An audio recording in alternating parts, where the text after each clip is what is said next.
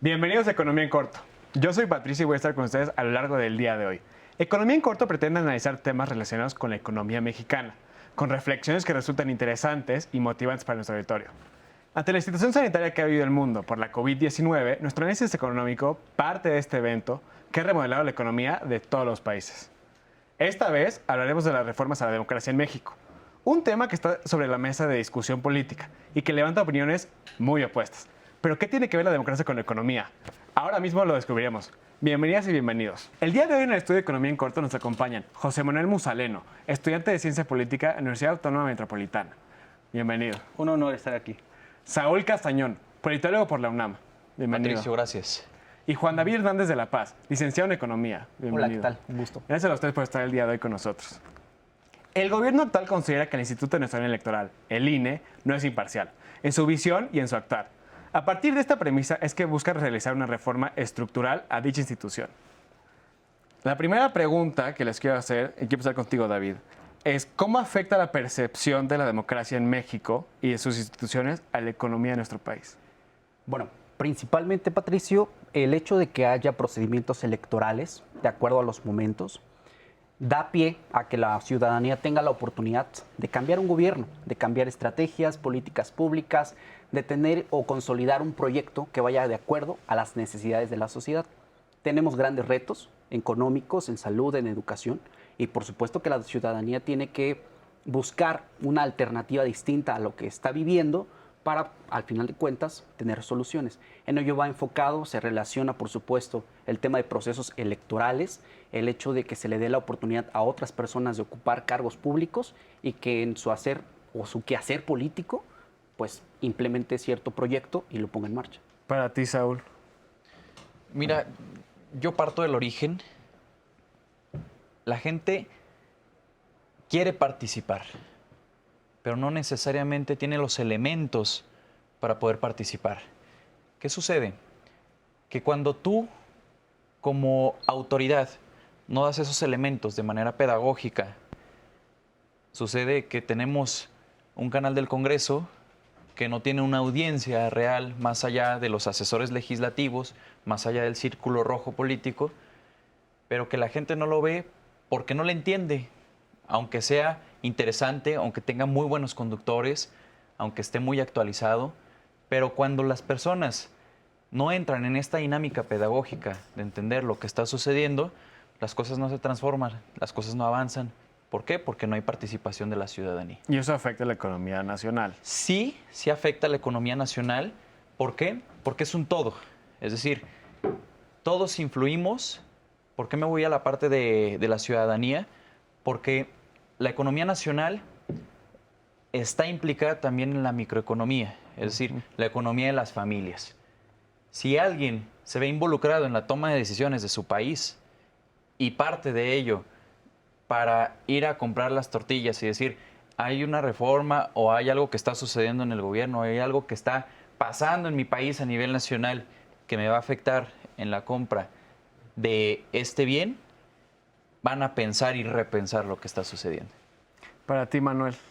La realidad es que si no tenemos instituciones amplias, pero no solo instituciones del propio Estado, instituciones autónomas, robustas, no vamos a tener una inversión privada. ¿Por qué? Porque la gente no va a estar, los que tienen los grandes empresarios, los que tienen el capital, no van a estar seguros si el presidente va a ir por uno o por otro lado, y entonces no van a saber si su inversión que van a efectuar en el país, pues va a estar respaldada por un gobierno amplio y por un gobierno sólido, más no robusto en el pensamiento de definición del Estado jovesiano, por ejemplo, claro. Un Estado maximalizado, un Estado que limita, que etcétera, etcétera. Entonces me parece importante decir que las instituciones tienen que ser primero autónomas y sobre todo que tienen que estar respaldadas por el otro Estado. ¿Cuál es el otro Estado? Pues la ciudadanía misma, ¿no? Nosotros somos el otro Estado, la ciudadanía es el otro Estado. El Estado per se piensa, se considera como este Estado omnipotente, omnipresente, omnisciente, que todo lo controla y todo lo ve. Pero ese Estado ya creo que yo en el siglo XXI no tenemos que estarlo considerando como el verdadero, sino el verdadero Estado de hoy es un Estado que tiende a la democracia liberal, a la democracia que realmente beneficia a la ciudadanía y que sobre todo tenga la idea de las libertades individuales, hoy llamados derechos humanos, ¿no? ¿Cómo puede ser eso?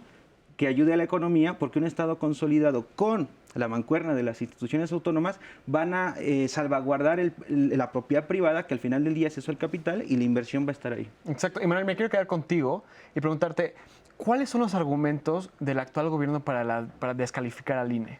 Pues mira, los principales argumentos son sobre todo que el INE, al ser autónomo y al realizar un arbitraje correcto, un arbitraje cierto en las elecciones anteriores, pues no nos conviene. Recordemos que antes de las grandes reformas, sobre todo la del 2014, que ya le pone la autonomía y además la cuestión de la la amplitud nacional, ¿no? En la cuestión democrática. En vez de ser federal. En lugar de ser federal, pues nos ponemos en la centralidad de la historia democrática, en donde el voto realmente vale, en donde el voto del ciudadano va a contar, en donde se cuenta, además se cuenta bien. Ya no tenemos estos apagones y caídas del sistema que parecen del siglo pasado, pero que no tienen más de 3 décadas, no tienen más de 4 décadas. Entonces, hay que considerar también que ahora quien es el ganador de las elecciones, por una cantidad impresionante de votos que llega no solamente de manera legal, constitucional, sino legítima, y eso hay que saberlo y hay que aceptarlo, la elección más grande en la historia democrática del país. Pero ojo, si tú me preguntas, ¿cuándo yo considero que México es democrático? Pues yo diría que México es democrático en el nacimiento del INE. Esto es, no tiene México de democrático ni una década, tiene 7 años, ¿no? Desde 2014 para acá. Entonces, ojo, hay que decirlo. Hay quienes pensarían que el México democrático se puede considerar de la transición del PRI, este partido hegemónico, ¿no? Hacia el PAN, pero que, ojo, el PAN se reviste de una idea, está inmaculado en la idea de Fox del cambio. No hubo cambio, todo lo contrario, hubo un retroceso a los derechos humanos, antes garantías individuales, y entonces me parece que la ciudadanía fue y salió a votar, como ya se ha dicho muchas veces, por el voto de castigo. Pero David, para ti, ¿cuáles son los argumentos? Pues vaya, son una serie de argumentos. Una parte tiene que ver con un tema de presupuesto. El instituto actualmente, hoy en día, ha solicitado 13,000 millones de pesos. Por supuesto que es un órgano bastante caro, pero así es la democracia, hasta cierto punto lo diría. Y entre más cara es la democracia, creo que se puede hacer más efectiva. Pero por supuesto que se tienen que optimizar los recursos. Eso por un lado. Por el otro, está haciendo es un árbitro, sin embargo, está jugando. O sea, ya se convirtió en juez y parte de los procesos electorales, donde las funciones del instituto tienen que ser sumamente imparciales. Tiene que ser con total apego a la ley. Eso hoy en día lo vemos, el retiro de algunas candidaturas en la pasada elección, donde por supuesto que por temas o por factores muy particulares se quitaron o se retiraron ciertas candidaturas, y a quien hoy en día gobierna es a quien se afectó en este tipo de candidaturas. Entonces, creo que es uno de los argumentos, son legítimos, son fuertes, pero por supuesto que son justamente para que se pueda construir una verdadera reforma electoral que beneficie al sistema democrático de este país. A ver, para el gobierno de la Cuarta Transformación, el Consejo actual del INE fue conformado para responder a los intereses de un pequeño sector de la sociedad mexicana, ¿no? ¿Ustedes están de acuerdo con esta aseveración? No, yo no coincido con esa aseveración. Yo creo que el INE no favoreció ni volteó a ver específicamente a un grupo. El INE lo único que está haciendo, los consejeros específicamente, es aplicar la ley, tajantemente, aplicar la ley de manera literal como se debe de hacer. ¿Qué sucede con el gobierno de la Cuarta Transformación? Que hay cosas que se quieren discutir de manera política. Tal es el caso de Guerrero, ¿no? En las pasadas elecciones a gobernadores, de las 15 gubernaturas, 2 se le retiraron las candidaturas, que fue el caso de Guerrero con Félix Salgado Macedonio, y el caso de Morón, con el profe Morón en Michoacán. ¿Por qué? Porque no hicieron una declaración de gastos de campaña de 19,000 pesos, que parece absurdo, sí, pero no se hizo y está en la ley. Entonces, no es que se esté beneficiando un grupo, por eso no coincido, al contrario, se está beneficiando el Estado de Derecho. Para ti, Manuel. Sí, a rajatabla aplicas la ley. La cuestión aquí sería preguntarnos si la vas a aplicar siempre y en todos los casos. Por ejemplo, bien Saúl comentaba, pues bueno, efectivamente el caso de Morena, pero también lo hubo con los expanistas, ¿no? Con el México Libre. Se le quita esa oportunidad de poder competir en las elecciones para siquiera formar el partido político. Entonces, me parece insoportable la idea que cuando te conviene el INE, lo favoreces, ¿no? Y le rindes pleitesías incluso, pero cuando no te conviene, pues entonces es lo peor. Y reiteramos, y abro comillas, entonces al diablo con sus instituciones. Instituciones que, por cierto, te legitiman y te legalizan, ¿no? Al final del día. Entonces me parece impresionante. Y algo que comentaba también aquí, yo creo que es muy fundamental este reconocimiento del pueblo por el pueblo, sin caer sobre todo en esta necesidad falaz de que el poder surge del pueblo mismo, ¿no? Me parece que el poder surge de toda una configuración y una estrategama, de una estructura más amplia, que no son ni siquiera los poderes de la Unión, sino que va más allá. Es el dinamismo social, ¿no? De esto que, claro, por supuesto, es un acuerdo político, e incluso hoy las definiciones de filosofía política estamos todavía por ver cómo surge el Estado. Ni siquiera sabemos cómo surge el Estado y por ende pues no podemos saber hacia dónde vamos en la construcción de la democracia. Sabemos que evidentemente son eslabones que tenemos que ir subiendo poco a poco, y a mí me gusta decir, si me lo permites, que la democracia no es esta utopía de Tomás Moro, porque al final utopía significa lugar que no hay, lugar que no existe. ¿Ustedes creen que es suficiente como está o se necesita darle más atribuciones? Saúl. Yo creo que el INE está bien configurado. Creo que tenemos un Instituto Nacional Electoral muy sólido. Sencillamente, como lo mencioné hace un momento, está jugando las veces de opositor real, ¿no? Este gobierno tiene una popularidad, específicamente el licenciado Andrés Manuel López Obrador, altísima, como no se veía desde Cárdenas, como no se veía desde Benito Juárez. Una cosa impresionante, un apoyo que le da el mote de caudillo, ¿no? Incluso Krause lo ha llamado el Mesías tropical, ¿no? ¿Por qué? Porque logra configurar y aglomerar a grandes cantidades de personas. Entonces, con una persona que tiene esa cantidad de poder, y de poder de convocatoria, y de poder de convencimiento, y que diario sí o sí, de lunes a viernes, él está diciendo, esto es bueno, esto es malo, esto está bien, esto está mal, tú sí, tú no. Y está llegando directamente a intentar minar la autonomía del INE, porque así es.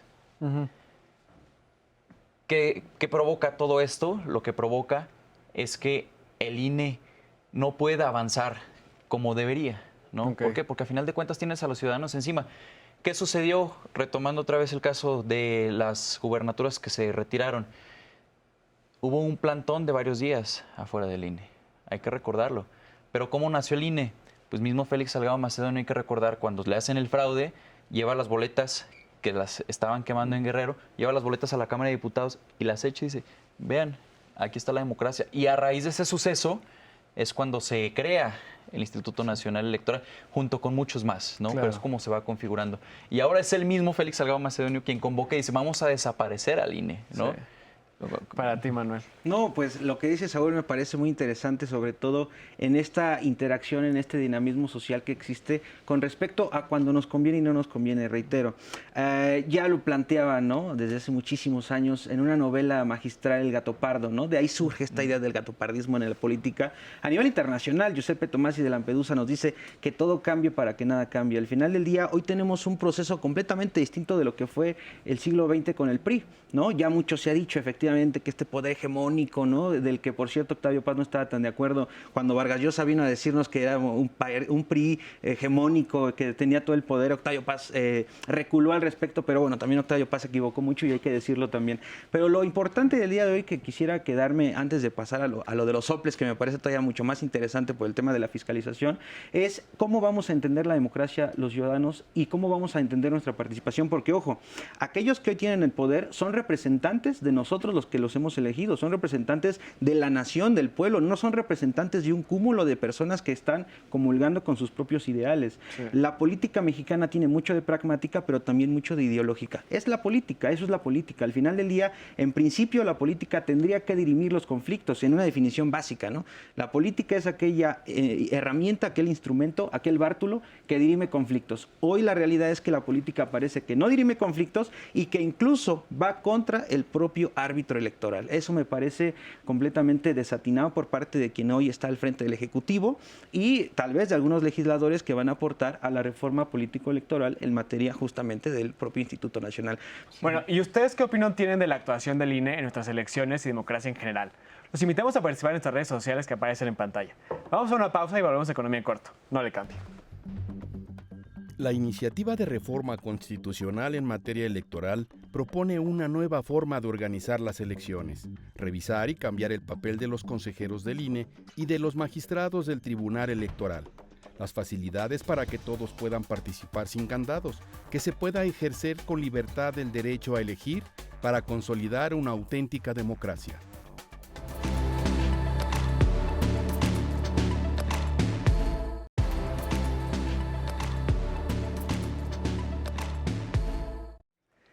En Economía en Corto estamos hablando de las reformas a la democracia en México, un tema polémico a la luz de la visión del gobierno con diferentes filosofías sociales y orientación política que tienen los anteriores. Ahora quisiera preguntarles, Saúl, ¿cuál es la historia de las instituciones electorales en México? Danos un breve panorama del recuento, cómo fue a que llegamos hoy al INE. Un brevario que incluya por épocas. ¿Por qué nace el Instituto Federal Electoral, que fue el primero? Primero, hay que entender quién llevaba las elecciones previamente. Era la Secretaría de Gobernación. Hasta el sexenio de Enrique Peña Nieto, que culminó en 2018, la Secretaría de Gobernación acumuló un poder impresionante. La Subsecretaría de Gobierno, que desapareció en el sexenio de Andrés Manuel López Obrador, fue una de las subsecretarías operativas que realmente operaban, pero que tenían un poder inmenso al grado de que las personas que querían ser candidatos, desde antes de que se creara el INE, iban ahí a rendir pleitesía, iban ahí a tocar la puerta, iban ahí a pedir su candidatura.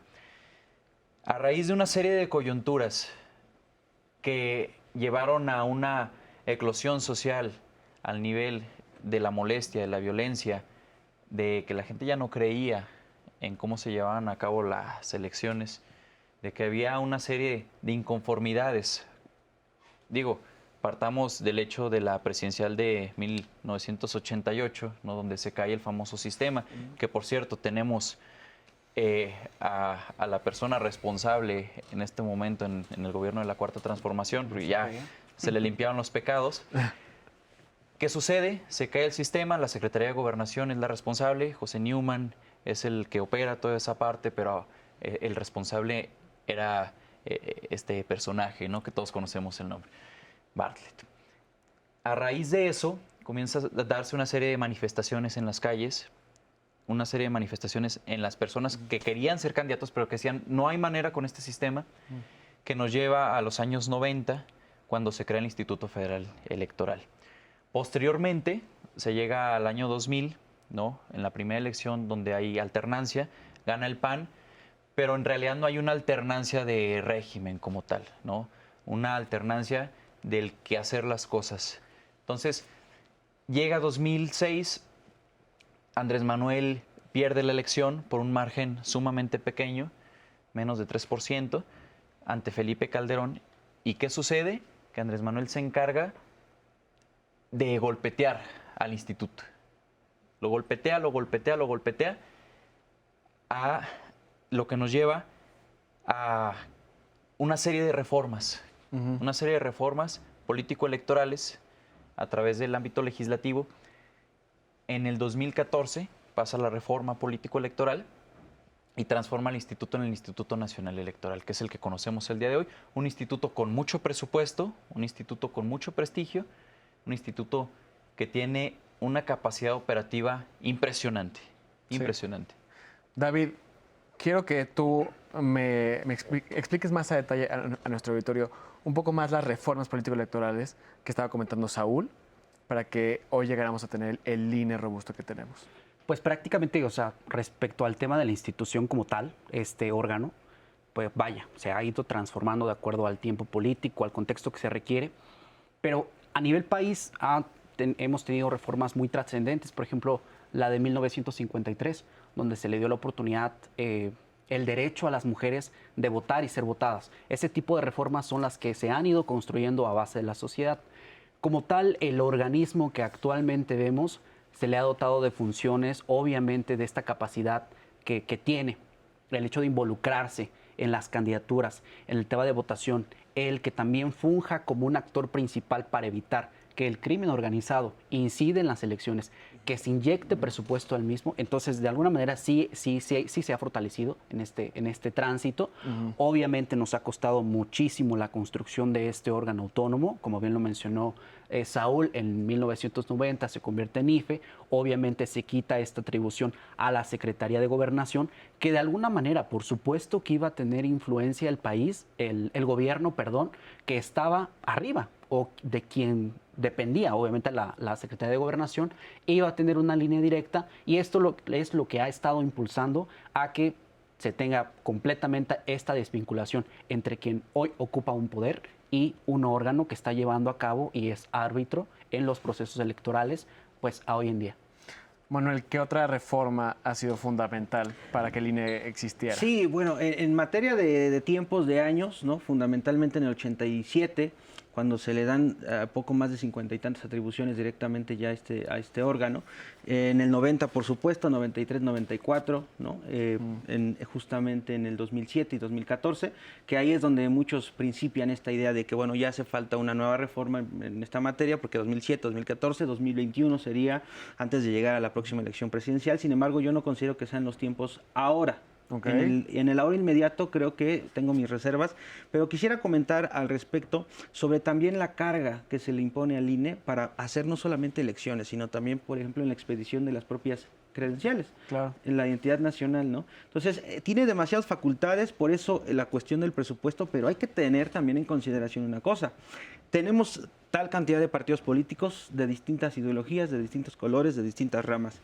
La pregunta que yo haría a nuestro auditorio y auditorio sobre todo sería, digo nuestro porque esta es una charla de todos. Esta es su casa. No creas que te vamos a robar el programa. En nuestro diálogo, ¿no? En nuestra conversación.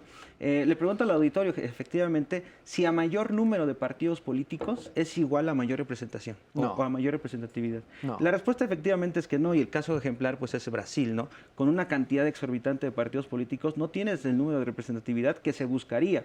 Entonces la respuesta no va por ahí. Y la pregunta sería, ¿por qué entonces en las anteriores elecciones, en las pasadas elecciones, se quisieron conformar 3 partidos políticos? Que no lograron el registro, por Exacto. suerte. Por suerte, y yo soy de los que dice tajantemente, qué bueno que no lograron el registro, porque si no sería una carga más al erario público, sería una carga más a la sociedad mexicana, sería una carga más en el Consejo General, y entonces eso, créeme que no es democracia al final del día. Lo que hay que hacer es consolidar las instituciones que ya están, no tirarlas, porque eso incluso en las ciencias más fácticas, en las ciencias naturales, la Trinidad, biología, química y física se comprende. En el método axiológico, en el método epistemológico, para poder crear y fundamentar una ciencia, no tiras el paradigma atrás y sacas uno nuevo, Sí. lo reformas, lo renuevas, ¿no? Sí, bueno, yo para continuar quiero preguntarles, a ver, yo creo que todas las instituciones tienen que adaptarse a los nuevos tiempos, ¿no? ¿Ustedes creen que el INE se ha adaptado a los nuevos tiempos? Porque, por ejemplo, estábamos hablando sobre, no sé, nuevas formas de votación.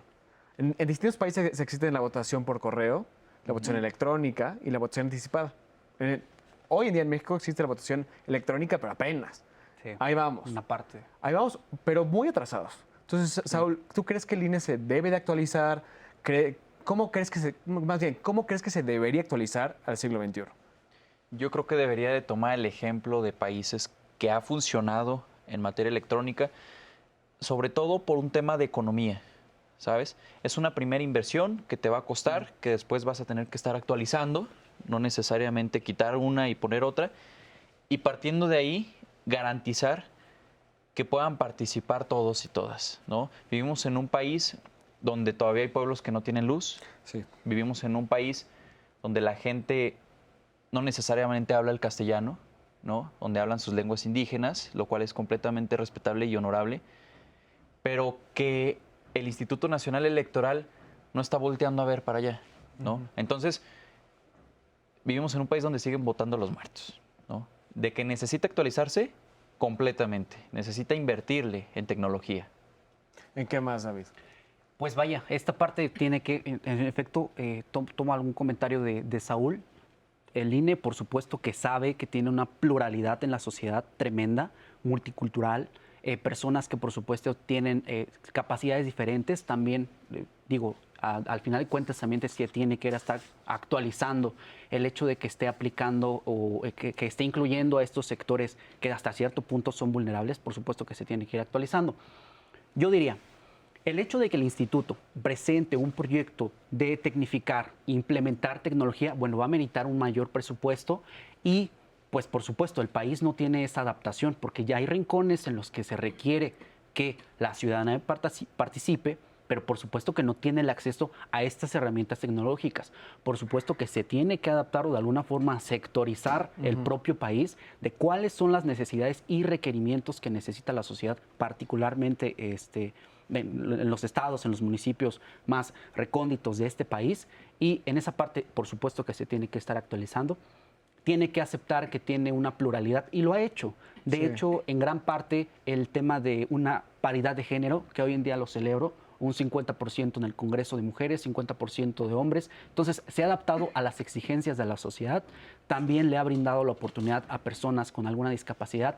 Le ha brindado oportunidades al sector LGBT, en este caso también. Vaya, o sea, realmente se ha ido adaptando a esta parte que requiere la democracia. Ok. Yo ahora ya quiero pasar a un tema que platicamos en el bloque anterior, porque otra intención del proyecto, este nuevo proyecto que va a mandar el Ejecutivo a la Cámara, es eliminar a los órganos electorales estatales, ¿no? Bajo la excusa de que son muy costosos. Entonces, Manuel, primero que nada quiero que nos platiques, ¿para qué sirven los órganos electorales estatales? Bueno, al final del día, el propio INE a nivel nacional no tiene la capacidad humana, tal vez en recursos económicos sí, pero no humanos, para poder llegar a cada una de las circunscripciones a nivel nacional, ¿no? Y regiones específicamente. Entonces, el INE al final del día organiza sí las elecciones, pero requiere de más instrumentos, requiere de unas cuestiones descentralizadas dentro del propio INE para poder aportar. Ahora, yo no estoy diciendo que los OPLES no funcionen o funcionen mal. Yo lo que estoy diciendo es que el INE tiene la capacidad de crear elecciones, pero no tiene la capacidad para ser un ente totalizante de creación de elecciones. Porque entonces, efectivamente, en cuestiones municipales muy pequeñas, en donde hay poblaciones muy mínimas, ¿cómo es posible que el INE llegue ahí? Es casi imposible, requieres un estrategrama muy local, muy desde lo local, claro, muy desde los liderazgos que ahí existen y que ahí convergen. Y qué mejor dinamismo de la representación y de la vida democrática de las localidades que los propios que están ahí participando. Entonces, yo creo que tenemos un instituto fuerte, consolidado, que de hecho se ha ido instrumentalizando mucho más con estas famosas certificaciones internacionales, la 9001, por ejemplo, en materia de democracia, que por allá vamos. Lo que pasa es que ahora quieren desaparecer los soples porque al final del día lo que quieren hacer es que el INE centralice todo ese poder y después que esté centralizado, ya desde el Ejecutivo y el Legislativo, quitarle autonomía para regresar, como en otrora, a la hegemonía del árbitro electoral, por así decirlo. Y justamente, Saúl, te quiero preguntar eso. ¿Puede el INE centralizar todas estas atribuciones? Sí puede. Con una gran reforma se puede hacer. Yo, de entrada, te digo, no veo al Congreso de la Unión, a ambas cámaras, la Cámara Baja y la Cámara Alta, con una reforma, autorizando una reforma de este calibre. Okay. ¿Por qué? Porque causaría un caos a nivel local. Hay fuerzas que se configuran de manera muy distinta entre estados. No es lo mismo Sonora que Quintana Roo. Sí. No es lo mismo Chiapas y la manera de organizarse allá y de manera de entenderse que Zacatecas, ¿no? No es lo mismo lo que está viviendo en materia de inseguridad Tamaulipas que un estado que tiene un índice de seguridad altísimo como Yucatán. Claro. Entonces, si partimos de eso, es intransitable. Es más bien sentarse a negociar con un arma cargada de tu lado. Ok. David. Intentar desaparecer los soples es completamente ignorar cuáles son sus funciones. El hecho de que haya una descentralización de funciones es para que haya un mayor funcionamiento. Estos soples incluso son encargados de elecciones locales, por ejemplo, lo que es el presupuesto participativo, que impacta en las comunidades, el hecho de que impulsen un conjunto de ciudadanos un proyecto benéfico socialmente. Ese tipo de cosas, pues por supuesto, las organiza, las vincula y le da seguimiento. El hecho de que sea un puente de comunicación con quienes son representantes de ciertas comunidades, anteriormente lo que era el Consejo de los Pueblos, que eran comités ciudadanos y demás, en el caso de algunos municipios. Entonces, por supuesto que es desconocer completamente cuál es la función de esto. Creo que el hecho de que haya una centralización de funciones va a ser disfuncional, porque el hecho de que un solo órgano, una sola sede, tan solo con eso, tenga un chingo de funciones, pues caray, o sea, es tremendo. Es complicado. Sí. Pues muy bien, ustedes acaban de escuchar la opinión de nuestros ponentes. Ahora díganos, ¿cuál es su opinión sobre reformar al INE? Cuéntenos en redes sociales que aparecen en pantalla. Volvemos. 4 años después del nacimiento del Instituto Federal Electoral, en 1990 nació la Reforma Electoral de 1994, que instituyó la figura de consejeros ciudadanos, esto es, personalidades propuestas por las fracciones partidarias en la Cámara de Diputados, electos por el voto de las 2/3 partes de sus miembros, sin importar la profesión o título que poseyeran.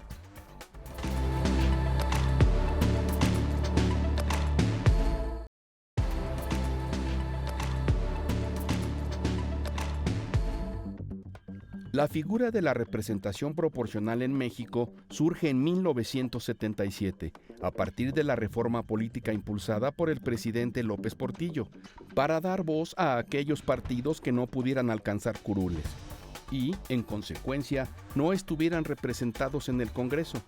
Esta institución evidentemente no surgió en México. Ya había antecedentes en Dinamarca en 1855 y en Bélgica en 1899. De acuerdo con un artículo de Sixto Duarte Álvarez, del CIDE, el gasto de sueldos y dietas del Senado representa menos del 0.1% del presupuesto anual.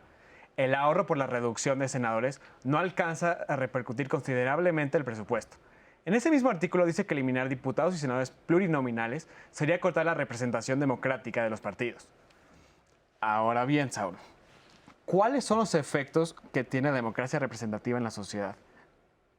Pues mira, en principio se han creado esos estratagemas, esas posiciones para que la sociedad se sienta representada, pero no la sociedad en general, no la sociedad amplia, sino las grandes minorías, porque hay grandes minorías, ¿no?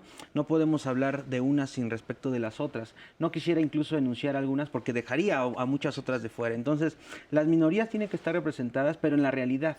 No nada más cuando llega el diputado, cuando llega el legislador o cuando llega el congresista y ya. No, tienen que verdaderamente tener ahí una fuerza política. Lo lamentable es que cuando llegan estos legisladores, por ejemplo, vamos a pensarlo, los legisladores que no tienen partido político tal cual, sino que son independientes, entre comillas. ¿Cuándo pasan las reformas de estos legisladores independientes? Es muy poco probable porque no tienen una carga política detrás, no tienen un partido político. Entonces, muchas veces se terminan constituyendo como diputados o legisladores bisagras, ¿no? Que suman más uno o menos uno.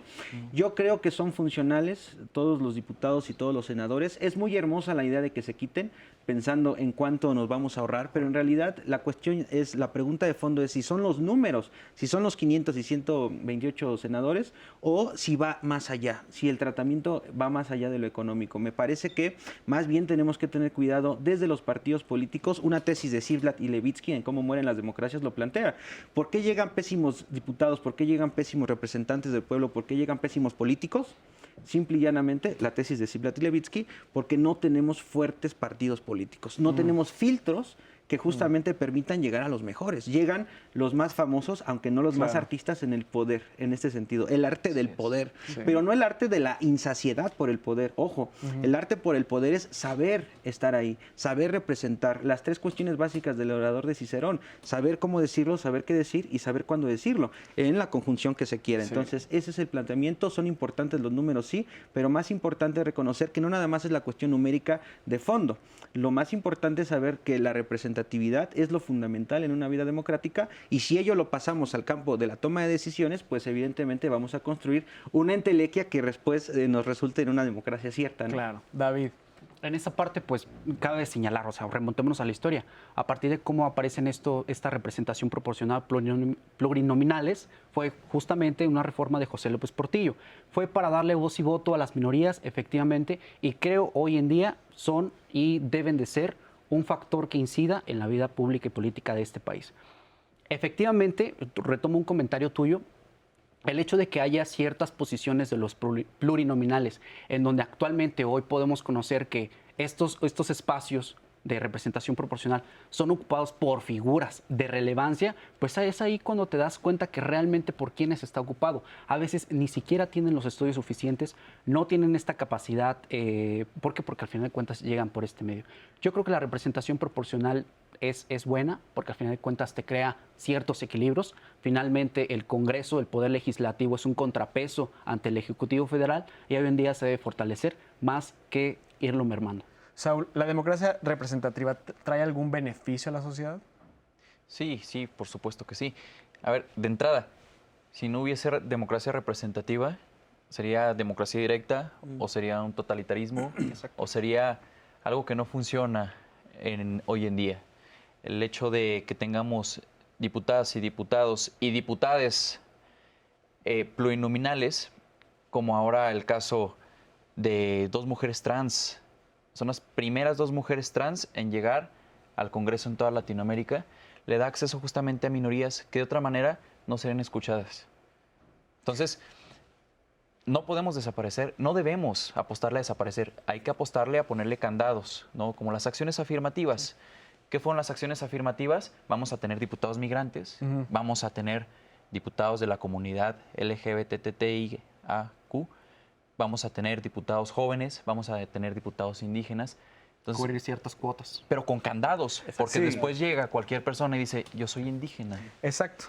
Exacto, como que puedes burlar cierta forma esa cuota, ¿no? Ciertos vacíos que Ciertos tiene vacíos de propia la ley que te permiten tú presentarte como candidato, o sea, A, B, C y D, y no eres. No Así simplemente es. por cumplir una cuota te ponen como candidato sin ser. Entonces, se deben de mejorar esos vacíos legales, porque si no se los brincan. Exacto. ¿No? exacto. Entonces, yo creo que sí, robustecer estas, digamos, reformas o leyes para poder realmente tener una democracia representativa, Exacto. ¿no? Que nos represente a ti y a mí. Totalmente distintos, pero que nuestros legisladores nos representen en género, en nivel socioeconómico, en de dónde venimos, si somos de campo o de ciudad, algo tan básico. Claro. No existe. No existe. No existe porque la gente que llega son mandados de la cúpula política. O sea, de verdad, ¿cuántas veces ves a un político ir a tocar puertas en un año no electoral y yéndose a conocer a sus electores? Son muy pocos. Sí. Tú podrías hoy entrevistar a cualquier persona y decirle, ¿quién es tu diputado local?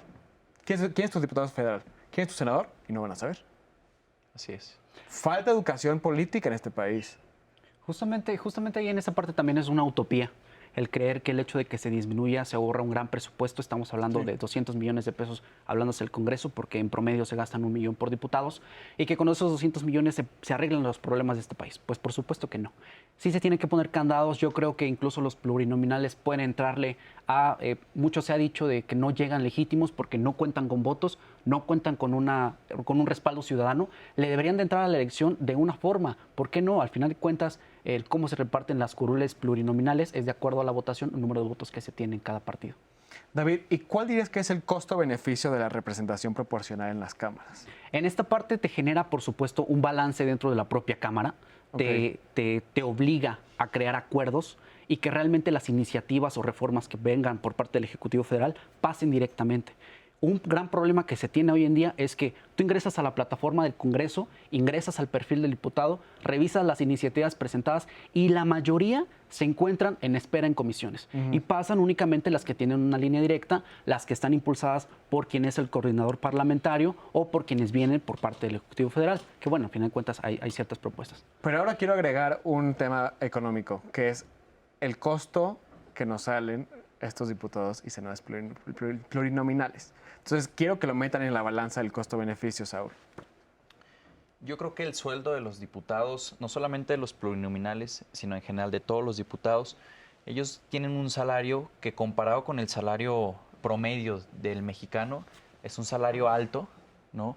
Y comparado con el salario del mundo es un salario bajo, ¿no? Es un salario promedio, ¿no? Sí nos cuesta y nos cuesta mucho, pero no nos cuesta solamente por el tema de la dieta. Los diputados y senadores tienen acceso a prerrogativas de partido, tienen acceso a apoyo legislativo, tienen acceso a apoyos en materia de asesoría. Todo eso tiene un fin. El apoyo en materia de gestión, por ejemplo, o de apoyo social, ¿dónde está? Hay que apostarle a transparentar en qué se van esos recursos. Exacto. Porque muchas veces llega el diputado o la diputada, le empieza a llegar el dinero y ¿qué sucede? Que como no bajan a territorio, como ya no bajan con los ciudadanos, como dicen, no, pues yo ya llegué, ¿no? Ahí nos vemos en un año. En 3. En Cuando 3 quieran años, reelegir. ahí nos vemos en 3 años en la reelección, o cuando busquen, o cuando aspiren Algo más. a otro cargo, ¿no? Regresan, pero mientras, todo ese apoyo se va acumulando y es algo que no se transparenta. No quiero decir que se lo roben, esperemos que no, pero pues no sabemos. Sí, sí. Manuel, ¿y es necesaria esta representación para los ciudadanos? Es muy necesaria, de hecho es urgente, es gestante, ¿no? Porque de ahí parte el cómo se va a legislar, ¿no? En materia de amparo y derechos humanos, la reforma del 2013-2014, que incluye ya todos los convenios firmados a nivel internacional y que están auspiciados hoy en el artículo 1 constitucional, donde se reconocen los derechos humanos, ¿no? Y estas garantías que per se llamaban garantías individuales, el artículo 2 constitucional con los pueblos originarios, ¿no? Las lenguas madre, todo eso pues fundamenta. El principio es ese, ¿no? Homologarnos en un sentido crítico, por supuesto, en una sociedad completamente heterogénea. Esto es, las instituciones homologan o tratan de homologar la justicia, las libertades, las garantías a todos, considerándonos, por supuesto, entes heterogéneos, entes no similares, ¿no? Al final del día yo quisiera no dejar ir esta noción, un comentario rapidísimo con respecto a cómo se fundamenta el poder en México. El poder se fundamenta en otrora con las grandes círculos del poder, las grandes familias, ¿no? Wright Mills escribió muchísimo sobre ello, no en el caso mexicano, en el caso estadounidense, Sí. donde se conocen los que se conocen dentro del poder, ¿no? Las grandes círculos, las grandes cúpulas. Hoy decíamos, pues al final, estas unidades del poder dentro de un mismo partido. Hay que tener cuidado con la representatividad y hay que tener cuidado con los plurinominales. ¿Por qué? Porque los plurinominales, son el gran festín de lo de atrás. Es el pacto que se tiene por detrás. No te preocupes, te mandamos a una plurinominal. ¿Y cuántos hoy realmente de la agenda que se sabe que se están ahí, pues han llegado con la legitimidad de la ciudadanía? Son legales, porque ahí están, Legales son, pero ¿qué pero tan legítimos son? exacto, ¿No? ¿Qué tan exacto. aprobados están? Entonces hay que tener mucho cuidado con los plurinominales. Yo no diría que hay que quitarlos, lo que diría es que hay que ponerles candados, hay que blindarlos, así es, pero así sobre es. todo también que la ciudadanía les ponga lupa, les ponga atención. Exacto. Si no cumpliste, Exacto. pues no Exacto. puedes repetir. Muy bien. Pues ahora les quiero pedir a los tres muy breves conclusiones del tema que abordamos hoy. Manuel. Muchísimas gracias. Pues la primera conclusión para poder cerrar esto, si es que existe una conclusión tal cual, es no dejemos de creer que la democracia en este momento es la mejor forma de gobierno que tenemos. No sé si la democracia en sí misma como tal pueda llegar a ser la mejor forma de gobierno, no sé si la democracia liberal, la democracia parlamentaria, la democracia de qué tipo, pero hasta lo que sabemos es que la democracia funciona y ha funcionado y hoy estamos en los procesos más importantes de toma de decisiones. Y lo último, para poder terminar con esta cuestión, no dejemos de olvidar que vivimos por algo y vivimos para ser entes de cambio, entes de transformación, y cambiemos eso, cambiemos la dinámica, cambiemos la democracia en pro y en aras de la libertad. Muchas gracias. Muchas gracias. David. Vaya, yo diría que hay que impulsar una reforma electoral que defienda la democracia, que instrumente un órgano plenamente autónomo y que lo dote de facultades, de funciones, de presupuesto para que se articule. Por supuesto, es una parte muy importante la parte de la representación. De ahí vienen las grandes decisiones de este país y puede o no transformarse si no se participa, si no se involucra a la ciudadanía y si no le vas poniendo candados al tema de la representación proporcional, a quienes se designa, también el cómo ingresan y egresan ciertos recursos y a darle con todo para que realmente se logre una plena democracia o por lo menos aspiremos a una plena democracia. Muchas gracias. Saúl, conclusión. Aspirar, esa es una palabra bonita. Y creer también es una palabra bonita. Decía Galeano, yo camino hacia la utopía un paso y la utopía avanza 2 pasos adelante de mí. Y yo camino otro paso hacia ella y la utopía avanza otros 2 pasos adelante de mí. ¿Para qué sirve la utopía? Para avanzar, creérsela primero nosotros, para poder transformar. A mí me pareció un foro muy interesante.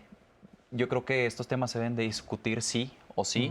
No solamente hoy, sino mañana, pasado mañana, porque no podemos dejar en manos de personas que ya dijimos, no necesariamente son legítimas y no necesariamente van a tomar decisiones de forma consciente.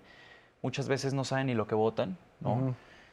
No podemos dejar esas decisiones tan importantes para el país, tan importantes para nuestra familia, tan importantes para el futuro de esta importante nación. Y tenemos que involucrarnos, ¿no? Tenemos que participar, tenemos que meternos sí o sí, creyendo. Muchas gracias. Hoy hemos hablado de reformas a la democracia en México, en los contextos previo y posterior a la pandemia. Quiero agradecer la presencia de Manuel, de Saúl y de David. Esperamos haber sido lo suficientemente claros, profundos y propositivos aquí en Economía en Corto. Yo soy Patricio y los espero con mucho gusto en nuestra siguiente emisión. Hasta entonces.